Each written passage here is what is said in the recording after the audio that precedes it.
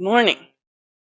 The other day, I was talking to a former student, and she's only former because we both moved into different states, um, about how I haven't done the horsing around with PWH in a while, and she actually used to tune into those. And I think I've done a few, but not really like this way, because I guess she said she enjoys watching me do my stalls, or she's mesmerized by it or something. But it came up in conversation. So hi, Morgan. Um, and she asked me like, what would you? I said, oh, I got a few topics. She goes, well, what are the topics? So I do have a few topics. So I'm going to start with the one actually that I'm inspired to by a lesson I did just yesterday. I have a dream that I could be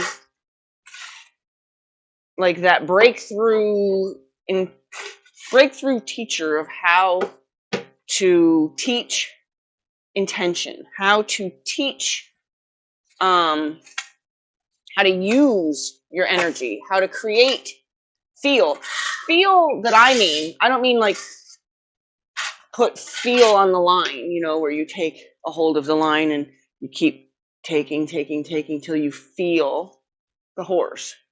I don't mean that kind of feel. That's not something you really have to teach, but what I mean is how to teach the feel of wanting a part of the horse to move through your focus, through your intention, through your feel. And any trainer that you watch, you can watch within probably the first 15 minutes of just about any trainer's video, you'll hear them say something like, it's almost impossible to teach feel, or feel is very hard to teach, or it's very hard to teach feel, like in variations of that exact statement. My dream is to be the one that can teach feel, can teach intention. So yesterday, I demonstrated something that another trainer has tapped into, and I felt like, wow, okay, that's onto something. But I'm going to evolve. I'm going to expand on that. What she said, which I really thought, okay, that's a really good way to visualize, because I like analogies. I like to be able to help people visualize things based on experiences that they've already had in their lives. Like I use a lot of car references, and if I'm working with a young child, I'll use bicycle references, when I use references about, pulling out, like when you want to commit to something, it's like pulling out from a stop sign. You don't get halfway out to the intersection and then change your mind or second guess yourself or go, ooh, should I have gone yet? You don't do that. As soon as you decide to go at the stop sign, you go and you get going. So I use a lot of analogies like that. So this young lady, who I really enjoy, I enjoy listening to her. She's Dutch, so I like listening to her actually just speak. I think I was turned on to her by one of my students, which I can't remember which one, so I'm sorry if I'm leaving you out of this. And they said that this girl reminds them the most of me, or I remind them the most of her. She's younger than me, so I don't know if it would be the other way around. But we don't know each other. I've never watched her until I was told to watch her. But now that I'm watching her, it's kind of freaky, because it's like my words are coming out of this girl's mouth. And I know she doesn't know who I am, and I'm just learning about who she is. So I know that this isn't like, a borrowed conversation, so to speak. Although now I am going to borrow something of hers, which is how she describes intention. And I liked it. I'm going to expand on it, but I liked it, so I'm going to share her part, just so that if it looks familiar to anybody else, you don't think I'm just making it my own. She describes like having the intention of putting her two hands together, and yet there's some invisible force between her hands. And she demonstrates like how to use her body to try to push, right? Like if you imagine there's something making it impossible to push her hands together, like what that force field feels like.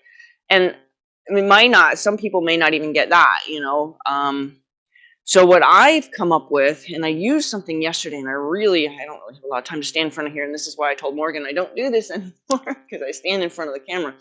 What I did yesterday was I went in front of the horse. I was working with one of my students and a young horse, and sometimes I have to take the horse either to rescue the horse from something that's going to only escalate in a confusing way, and I want to make sure that I can offer the horse clarity, and then I can work on helping the person become more clear, but I want to make sure that we don't confuse the horse. So there's times that I jump in and I say rescue the horse, but I rescue the person too. Like if the person's struggling and they go, I always say, I'm always willing to rescue you. I don't like to jump in and take over when somebody is struggling because they're struggling in the effort to get better at it. I don't rescue them then because, well, they might have that breakthrough that I could deprive them of. So I don't always rescue the person until the person asks to be rescued, but I always offer that I can rescue you if you want to be rescued. So what I did, but sometimes I'll take the horse because I'm trying to describe how to stand, how to use your energy, and I can't describe it without actually letting it run through me first. So sometimes I'll take the horse to say, what did my body feel like? Where was my energy coming from on my body to make that happen? Because the most common thing you'll hear people say is, you make it look so easy. It's not that I make it look easy. It's just I'm more channeled about where my body is expressing energy, that I'm not doing a good enough job explaining to people. So yesterday it was really cool because not only did I get very hyper focused on me and what my body is saying, but I was also able to translate that to somebody else.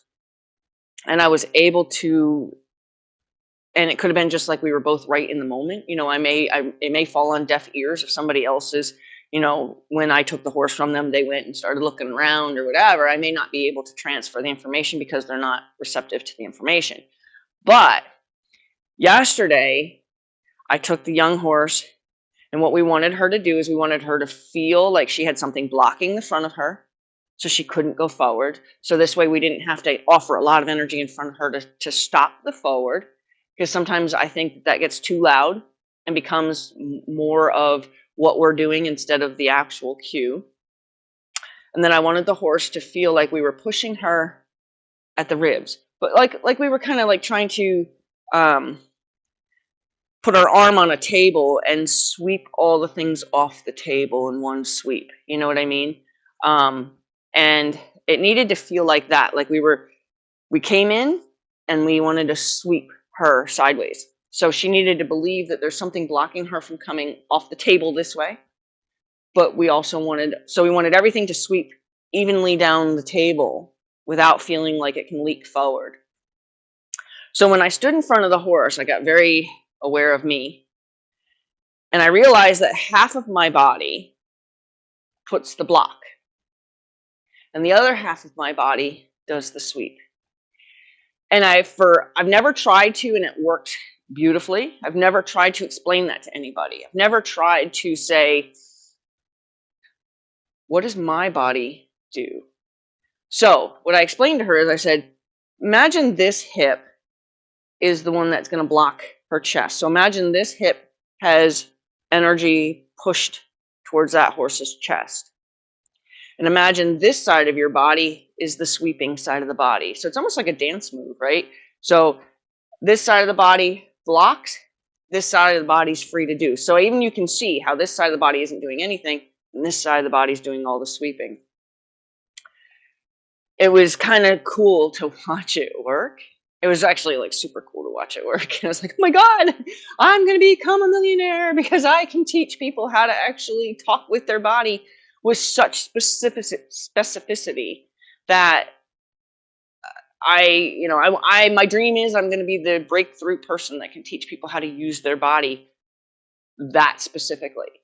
So if you want to teach your horse, and maybe I'll even ask people to go out there and do this, teach your horse how to go sideways without coming forward. Like we're just asking for a side pass, not a half pass, not a sideways movement with forward motion. Using this hip to be what stops the forward. And the horse needs to be farther than your hand. Your horse cannot be closer to you than this. Cannot be closer to you. Because the horse, I always say horses can't hear you, and I mean it more visually. They can't hear your body language when you're up under their nose. They can't. They just can't. Horses do not have that kind of vision anyway. Like visually, if you're trying to give them physical cues that they're supposed to perceive through your physical, like through their vision, and you're right up under their nose, they can't see you. They can't see. Horses don't have that kind of vision. Their eyes aren't in front of their face. Their eyes are on the sides so that they have better surround vision. But their vision in front of them, directly in front of them, is really not as good as people assume. So go out there, get your horse, and tell your horse, and be very, very hyper-focused. Okay, and I'm going to give you another example of how I'm going to change the way I explain intention in a second. But get very hyper-focused on your body. How can I make my body stop the horse from coming forward? At the same time, I'm telling the rest of the body to do something else. Just see. So you're going to have your horse on the line. The horse can be at least out of your reach. You're going to tell the horse, don't go forward through this. This hand is going to actually be very off the right nostril. You want the horse to believe they're supposed to do something with their front feet that way. Okay, it's not this, because this brings the horse to you. So it's a suggestion point. It's not an actual connection to the nose. You're not feeling the horse on the line. The line has a nice gap to it. You're just giving a suggestion through your point. You're basically saying, look over there. Okay. And then you're going to sweep the horse with your elbow hitting the shoulder first, your forearm hitting the rib cage, your hand hitting the butt. Now this is energetic. You're not physically touching the horse because you're not anywhere near the horse. So shoulder, ribs, butt. That's the energy. That's the air between me and them. So I'm starting here. I'm interested to see if anybody else can turn their body into that energy. The one word I want to use for intention is focus. So those are going to be interchangeable. Sometimes you'll hear me say use your intention. Sometimes you'll hear me say use your focus. They're interchangeable. It's the same word to me.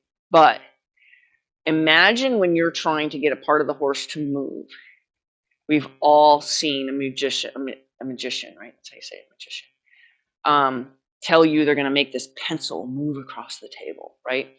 And then they go, right? And their focus, their intensity is on the pencil. With the intensity of their stare is to create something to make that pencil move.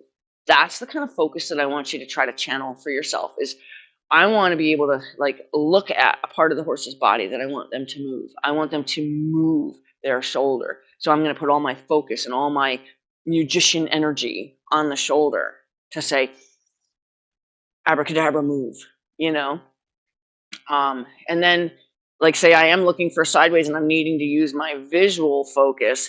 I may look the shoulder. As the shoulder starts to move, then I'm going to allow myself to move down to the rib cage. As the shoulder and front leg move, the rib cage starts to move, then I move my eye down to the hip. So my focus changes as what I want happens.